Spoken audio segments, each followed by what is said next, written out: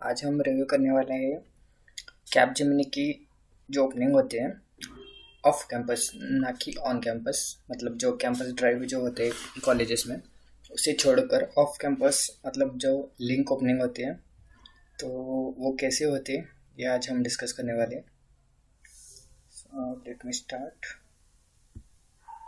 या सो कैपजेमिनी एक एमएनसी है, जो एक वेल नोन एमएनसी है। मतलब एक एमएनसी है जो अच्छी वेल सेटल है।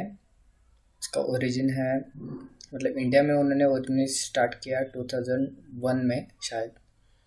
और या they doing good. So this is the good company for the freshers to join as compare to TCS. उसका रीज़न मैं बाद में बताऊंगा। Alright, let's start. तो फर्स्ट ऑफ ऑल क्या होता है, एडवर्टाइज आ जाती है, आपको कहीं भी मिल सकती है। लिंक्डइन हो, उसके बाद सोशल मीडिया प्लेटफॉर्म फेसबुक पे आ सकती है, या फिर अगर वो रेफरल ड्राइव है तो कोई एम्प्लॉयर जो करंटली वर्किंग कर रहा है कैपजेमिनी के साथ, वो आगे आके आप तक वो इन्फो भेज सकता है। या फिर कंसल्टेंसी इंस्टीट्यूट बहुत सारे हैं जो आपको कॉल देते हैं। देन लिंक ऑन होती है, आपको जाना होता है उस लिंक पे, फॉर्म फिल करना होता है, डिटेल्स देने होते हैं अपने सारे। उसके बाद हाँ, जो कि एजुकेशनल डिटेल्स हैं, लाइक 10th 12th डिप्लोमा किया हो तो वो, डिग्री मतलब बैचलर, वो कोई भी हो, या बीई हो या बीटेक हो। उसके बाद personal details like your name, may be sometimes Aadhaar details means valid ID proof. All right. उसके बाद डिसेबल की जाती है कंपनी की तरफ से। और एक बात बताता हूँ मैं, कंपनी कभी भी, मतलब कंपनी ऑफ कैंपस जो ड्राइव लेती है, वो कभी भी अपने आप से, मतलब अपनी एचआर टीम से कंसल्ट करके खुद नहीं लेते। कोई थर्ड पार्टी एक इंस्टीट्यूट होती है, उसको बोल के ये फिर कंटिन्यू करते हैं। मतलब वो थर्ड पार्टी कंडक्ट करती है as a presenter of Capgemini. Alright. उसके बाद मेल आ जाता है आपको एप्टीट्यूड का। एप्टीट्यूड टेस्ट एक ऐसी टेस्ट होती है जो आजकल हम देखते हैं सारी जगह कंपलसरी है। मतलब गवर्नमेंट एग्ज़ाम हो, गवर्नमेंट पोस्टिंग हो, या फिर कोई भी पुलिस की भर्ती होते हैं जो ओपनिंग्स। उसके बाद गेट के एग्ज़ाम होते हैं, या फिर एमएनसी की एग्ज़ाम होती है, बहुत सारी। ऑलराइट। तो या उसके बाद लिंक सबमिट होने के बाद, मतलब डेटा सबमिट होने के बाद आपको आ जाता है मेल कि एसएसएम इस डेट को, इस टाइम को आपकी एप्टीट्यूड ली जाने वाली है। उसमें कंटेंट क्या क्या होते हैं वो देखते हैं। फर्स्ट ऑफ ऑल रीजनिंग, उसके बाद मैथमेटिकल क्वेश्चंस होते हैं, मैथमेटिकल रिलेटेड लाइक ए ए के ए इतने आवर्स में एक काम कर सकता है, बी इतने आवर्स में काम कर सकता है, तो फिर ये दोनों मिलके कितने आवर्स में काम खत्म कर सकते हैं, ऐसा इस टाइप का। और लाइक मतलब ये यूट्यूब पे आपको मिल सकते हैं।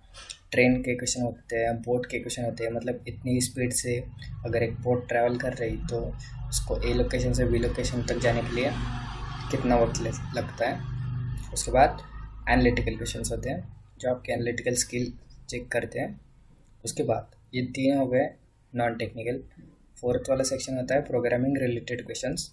उसमें क्या होता है, मतलब एक्चुअल आपको बाय ऑन हैंड कोडिंग नहीं करनी होती है, जस्ट कोई फिल इन द ब्लैंक्स होते हैं। मतलब एक कोड देते हैं, उसमें कोई वेरिएबल मिसिंग होता है, या फिर कोई सिंटैक्स मिसिंग होता है किसी फंक्शन का, तो वो बोलती है कि यहाँ पे फिल करो appropriate answer, same as answer as it is MCQ type.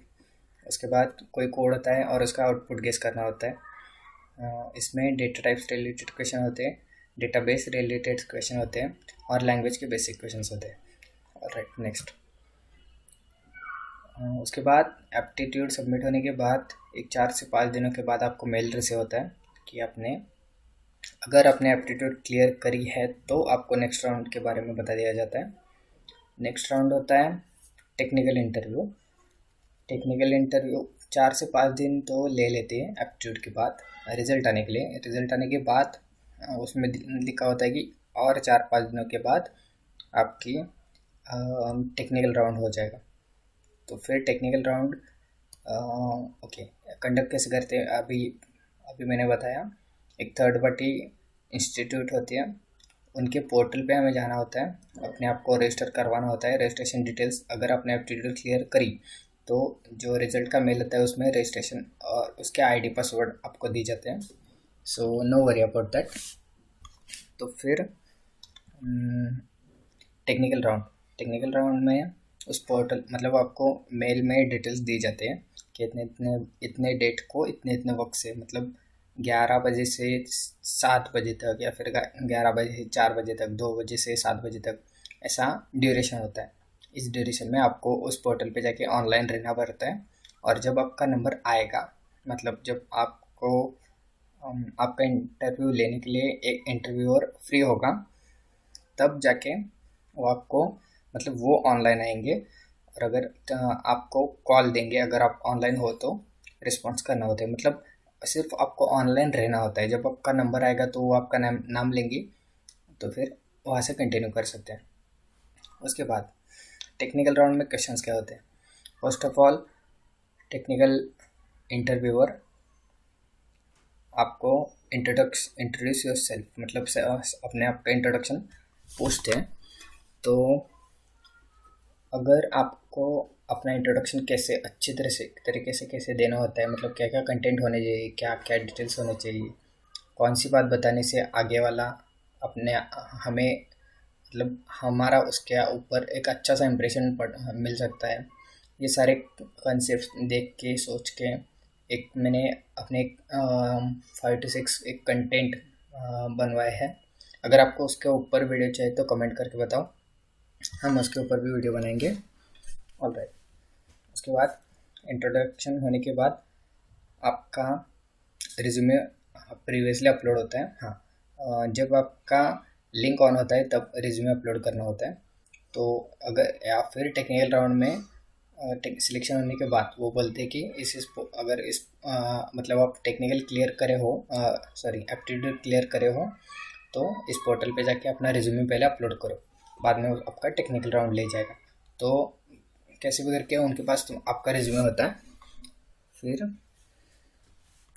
वो पूछते हैं आपको उसके बारे में। मतलब अगर उसमें कुछ टेक्निकल आपने लैंग्वेजेस के बारे में लिखा है तो उस लैंग्वेजेस के बारे में पूछेंगे, आपके प्रोजेक्ट के बारे में पूछेंगे, ये सारी बातें। और इंट्रोडक्शन आपने जब दी तब अगर आपने कोई भी टेक्निकल चीज़, मतलब मैटर कोई भी आपने अगर एक्सप्लेन करा हो, मतलब मेरा प्रोजेक्ट ये था, और अगर आपने कहा कि ये मैंने सर्टिफिकेशन किया है यहाँ से, तो फिर वो उसके बारे में पूछ सकते हैं। उसके बाद ये C++ जावा, इसके ऊपर इसका बेसिक के ऊपर क्वेश्चंस होते हैं, मतलब डेटाबेस के बारे में या फिर सिंटैक्स के बारे में, डेटा टाइप्स के बारे में। उसके बाद डेटा कितना साइज़ लेता है मेमोरी में, उसके बाद memory allocation, D allocation, pointer, ऐसे सारे कंसेप्ट होते हैं। उसके बाद जावा कलेक्शंस, ये भी पॉइंट इंपॉर्टेंट है, आप नोट कर सकते हो। या फिर अगर आपको ये पीपीटी चाहिए तो डिस्क्रिप्शन में मैंने लिंक दिए, वहाँ पे जाके आप ले सकते हो। ऑल राइट, देन एजेक्स, उसके बाद database and data structures. Data structure is most important thing in the technical interview. Data structure में आपको पूछ सकते हैं HTML मतलब जावास्क्रिप्ट, CSS के बारे में इतना कुछ नहीं पूछते, लेकिन हाँ वेब डेवलपमेंट अगर आपने बताया हो रिज्यूमे में कि वेब डेवलपमेंट मैं कर सकता हूँ या फिर मैंने सर्टिफिकेशन करा है, तो उसके ऊपर आपको क्वेश्चन आ जाते हैं। एक बेसिक थिंग याद रखना, अगर कंसिडर करो मैं इंटरव्यूअर हूँ, आपने मेरे मतलब आपका मैं इंटरव्यू ले रहा हूँ, तो उसी वक्त अगर आपकी टेक्नोलॉजी मतलब आपने जिस टेक्नोलॉजी में वर्क करा है वो टेक्नोलॉजी में अगर मैं हूँ, मतलब आपने अगर कंसिडर करिए आप प्रोग्रामिंग में लाइक पाइथन की प्रोग्रामिंग में आपने वर्क करा है और अगर मैं पाइथन का एक्सपर्ट हूँ, तो फिर मैं बहुत मतलब मुझे तो क्लियर नॉलेज होगा उसके बारे में, तो मैं उसके बारे में पूछ सकता हूँ। अगर मैं कोई और लैंग्वेज का एक्सपर्ट हूँ या फिर टेस्टिंग के फील्ड में, ज़्यादातर टेस्टिंग के फील्ड में आता हूँ या फिर नेटवर्किंग में या फिर डेटाबेस के फील्ड में आता हूँ, तो उसके बारे में इतनी डिटेल में नॉलेज मुझे नहीं होगी। तो ये आपके लक पे भी डिपेंड करता है, आपको क्या टाइप के क्वेश्चन आ सकते हैं। ऑलराइट, तो फिर अगर आपने बताया कि जावा जावा में मैंने कोड करता हूँ या फिर मैं प्रैक्टिस करता हूँ, तो पूछ सकते हैं कि रिसेंट वर्जन कौन सा है जावा लैंग्वेज का, मतलब आपने यूज़ करा है वो। और अगर उसका प्रीवियस वर्जन कौन सा था, तो अगर आपने बता दिया तो वो पूछेंगे कि उस वाले वर्जन में और अब अपडेट आया हुआ है उस वर्जन में, दोनों में डिफरेंस क्या है और क्या ड्रॉबैक क्या था पिछले वर्जन का, ये सारे आपको पूछ सकते हैं। तो बी प्रिपेयर्ड फॉर दैट। उसके बाद फ्रेमवर्क, फ्रेमवर्क के बारे में वो लारावेल, स्प्रिंग, ये सारे, लेकिन और बहुत सारे, VB.NET, उसके बाद भी बेसिक, विजुअल बेसिक, या ये सारे फ्रेमवर्क पे आपको क्वेश्चंस पूछे जा सकते हैं। जब आपका टेक्निकल राउंड कंप्लीट होता है, मतलब at the end of the technical round, exact end of the technical round, at that time अगर टेक्निकल इंटरव्यूअर ने आपको ये बोला कि अब हम HR राउंड में मिलते हैं, तो समझ लेना कि आपका टेक्निकल राउंड क्लियर हुआ है। ओके, तो मतलब वो बोल देते हैं कि अगर आपका सिलेक्शन हो गया है तो क्या चलो भाई नॉट दैट भाई, all right student, we will meet in the HR round. So तब जाके आपने अंडरस्टैंड करना है कि यस मेरा टेक्निकल राउंड क्लियर हुआ है। और एक बात, जिन जिन लोगों का टेक्निकल राउंड क्लियर हुआ है, अगर 100 स्टूडेंट्स ने टेक्निकल इंटरव्यू क्लियर करा, तो उसमें से लगभग 90 to 95 तक स्टूडेंट्स का फाइनल सिलेक्शन हो जाता है। मतलब HR राउंड में से ज़्यादातर किसी को ऑफ कैंपस में रिजेक्ट नहीं करते। ऑलराइट, मतलब ज़्यादा क्वेश्चन ही नहीं होते, मैं आगे जाके बताऊंगा उसके बारे में। तो अच्छा है, टेक्निकल राउंड क्लियर करने के बाद HR मतलब आप फाइनलाइज हो ही जाता है कि आप CG में वर्क करने वाले हो।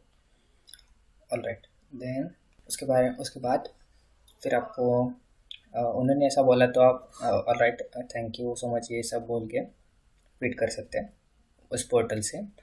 और फिर 4 से 5 दिनों के बाद आपको फिर से मिलाएगा कि ऐसे से आपका HR राउंड शेड्यूल हुआ है, या फिर आपको कॉल आ सकता है उस पोर्टल के द्वारा। उनके असिस्टेंट होंगे, वो लोग कॉल करेंगे, आपको बोलेंगे ये आया आप कल सुबह 11 बजे से 2 बजे तक आपका पर्सनल इंटरव्यू HR राउंड लेने वाले हैं। फिर HR राउंड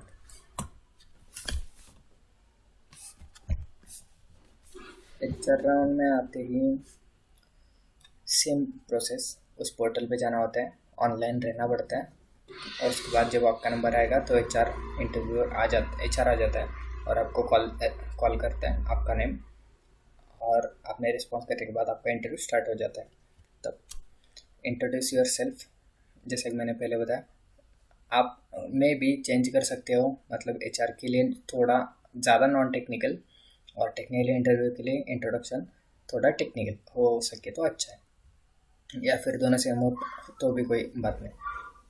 और उसके बाद HR राउंड में ये देखो नॉट दैट मच टेक्निकल, मतलब उतना टेक्निकल नहीं होता, थोड़ा नॉन टेक्निकल होता है।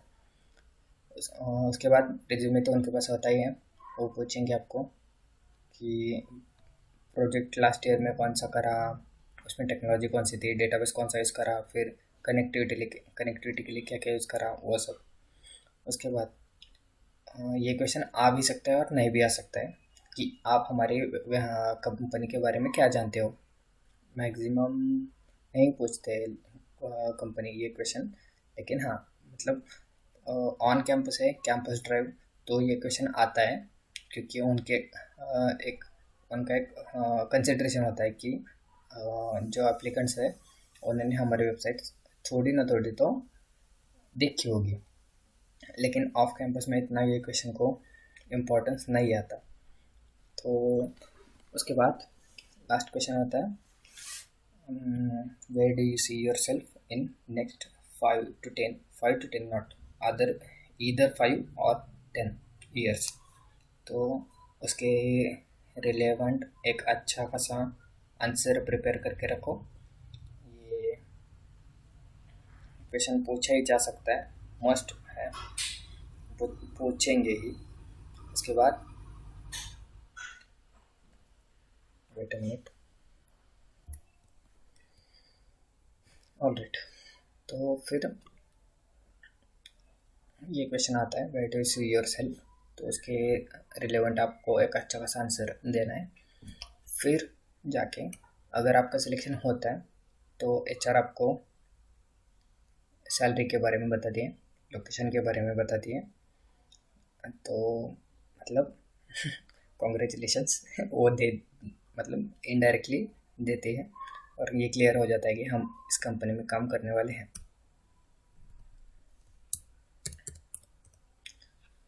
ओके, तो रिज़ल्ट, नेक्स्ट प्रोसेस होती है रिज़ल्ट। मतलब आपको बोलते हैं कि 3 से 4 दिनों में आपको ऑफर लेटर मिल जाएगा, लेटर ऑफ इंटेंट। उसके बाद जब ज्वाइनिंग हो, इमीडिएट ज्वाइनिंग होती है। एचआर पूछती है आपको कि आप इमीडिएट ज्वाइनर हो। अगर फ्रेशर हो तो एक्सपीरियंस के बारे में नहीं पूछा जाता, और अगर थोड़ा गैप हो, मतलब 2020 के पास आउट हो या फिर 2019 के पास आउट हो, तो वो पूछती है कि अगर आप आज तक मतलब आपने कुछ काम करा है किसी इंस्टीट्यूट में, अगर किया हो तो नोटिस पीरियड क्या है उनका, कब तक आप ज्वाइन कर सकते हो, ये सब बोल देते हैं। उसके बाद सैलरी के बारे में बताया जाता है, लोकेशन के बारे में बताया जाता है। मतलब लोकेशन एग्जैक्ट नहीं बताते, बोलते हैं कि हमारे बिजनेस रिक्वायरमेंट की कंसिडर करके आपको लोकेशन दिया जाएगा। सो फ्री टू रिलोकेट, ये सब पूछती है वो कि are you able to relocate from your current location. Then ये थोड़ा इम्पोर्टेंट पार्ट है, अगर रिजल्ट पॉजिटिव आ जाता है, discuss about salary and training period, या ट्रेनिंग पीरियड के बारे में बता दिए, मतलब प्रोहिबिशन पीरियड कितना होगा, 6 महीना, 8 महीना या फिर 3 महीना, अगर 1 महीना, और उसके बाद प्रोजेक्ट डिप्लॉयमेंट, ये सब। उसके बाद लोकेशन, उसके बाद डॉक्यूमेंट्स, क्या आपके पास क्या क्या डॉक्यूमेंट है, सारे डॉक्यूमेंट है या नहीं, ऐसा सारा। अगर नेगेटिव आ जाता है, मतलब एचआर के राउंड से अगर आप रिजेक्ट हो जाते हो, तो ये थोड़ी मतलब फिक्र करने की बात है। आपको अपना अटायर सुधरना चाहिए, अपना स्पोकन इंग्लिश देखना चाहिए, प्रोफेशनलिज्म चाहिए, देखो अपना वर्क करो अपने आप पे, और इंट्रोडक्शन अच्छा होना चाहिए, क्योंकि एचआर से मैक्सिमम स्टूडेंट ऑफ कैंपस में रिजेक्ट नहीं होते, मैक्सिमम स्टूडेंट सेलेक्ट ही हो जाते हैं। और अगर आप एचआर से बाहर जा रहे हो तो मतलब कुछ ना कुछ तो आपकी पर्सनैलिटी में वीकनेस है, तो उसको ओवरकम करो, और good luck for your future. उसके बाद next slide. Thanks for watching, do like and subscribe to my channel, and ये इन्फॉर्मेशन है नीडफुल लोगों को शेयर करो। Thank you so much, bye.